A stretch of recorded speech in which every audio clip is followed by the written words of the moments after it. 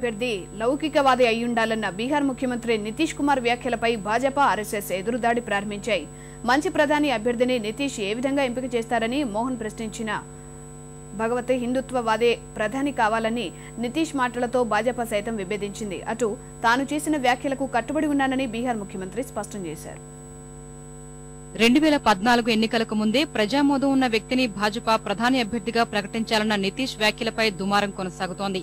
ప్రధాని అభ్యర్థిగా ఎంపిక చేసే వ్యక్తిపై ఎలాంటి ఆరోపణలు లేకుండా లౌకికవాది అయ్యుండాలని ఓ ఇంటర్వ్యూలో బీహార్ ముఖ్యమంత్రి వ్యాఖ్యానించారు. ఈ వ్యాఖ్యలతో వచ్చే ఎన్నికల్లో భాజపా ప్రధాని అభ్యర్థిగా ప్రచారం జరుగుతున్న గుజరాత్ ముఖ్యమంత్రి నరేంద్ర మోడీ అభ్యర్థిత్వం మీమాంసలో పడింది. ఎందుకంటే 2002లో ఆ రాష్ట్రంలో జరిగిన ఘర్షణల్లో మోడీపై పలు ఆరోపణలున్నాయి. ఎలాంటి ఆరోపణలు లేని వ్యక్తిని ప్రధాని అభ్యర్థిగా ప్రకటించాలన్న నితీష్ నరేంద్ర మోడీ ప్రధాని అభ్యర్థిత్వానికి మోకాళ్లడ్డారు. బీహార్ సీఎం వ్యాఖ్యలపై రాష్ట్రీయ స్వయం సేవక్ సంఘ్ తీవ్రంగా స్పందించింది. గుజరాత్ ముఖ్యమంత్రి మోడీకి బాసటగా నిలిచింది.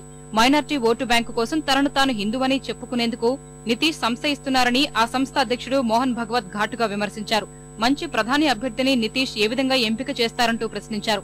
అటు భాజపా సైతం బీహార్ ముఖ్యమంత్రిపై ఎదురుదాడి ప్రారంభించింది. తాము ఎవరి నుంచి పాఠాలు చెప్పించుకునే స్థితిలో లేమని ఆ పార్టీ నాయకుడు బల్బీర్ పుంజ్ వ్యాఖ్యానించారు. మోడీకి అద్వానీకి తేడా లేదని చెప్పారు. మరోవైపు బీహార్ ఉప ముఖ్యమంత్రి సుశీల్ మోడీ సైతం నితీష్ వ్యాఖ్యలపై ఆగ్రహం వ్యక్తం చేశారు. नरेंद्र मोदी जब मुख्यमंत्री थे और जब 2002 में गुजरात के अंदर हिंसा हुई, तब 2004 तक श्री नीतीश कुमार इसी भारतीय जनता पार्टी में के नेतृत्व में चलने वाली सरकार के मंत्री थे और आज भी वो भारतीय जनता पार्टी के साथ मिलकर बिहार में सरकार चला रहे हैं।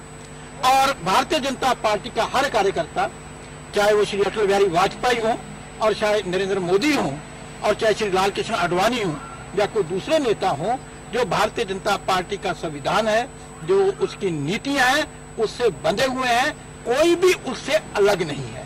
और हमने किसी को अधिकार नहीं दिया कि हम में से वो किसी एक को चुने और कहे कि ये सेकुलर है और ये सेकुलर नहीं है। అటు ప్రధాని అభ్యర్థిపై తాను చేసిన వ్యాఖ్యలకు ఇప్పటికీ కట్టుబడి ఉన్నారని నితీష్ కుమార్ స్పష్టం చేశారు. ఆయనపై భాజపా ఆర్ఎస్ఎస్ మాటల దాడిని జేడీయూ తిప్పికొట్టింది. లౌకికవాదం, సామాజిక న్యాయం కోసం రాజీ పడే ప్రసక్తే లేదని ఆ పార్టీ నేత శివానంద్ తివారీ హెచ్చరించారు. తాము ప్రభుత్వంలో ఉన్నా లేకున్నా కూటమి నిబంధనలపై రాజీ పడబోమని స్పష్టం చేశారు. శివసేన సైతం వెంటనే ప్రధాని అభ్యర్థిని ప్రకటించాలని డిమాండ్ చేసింది.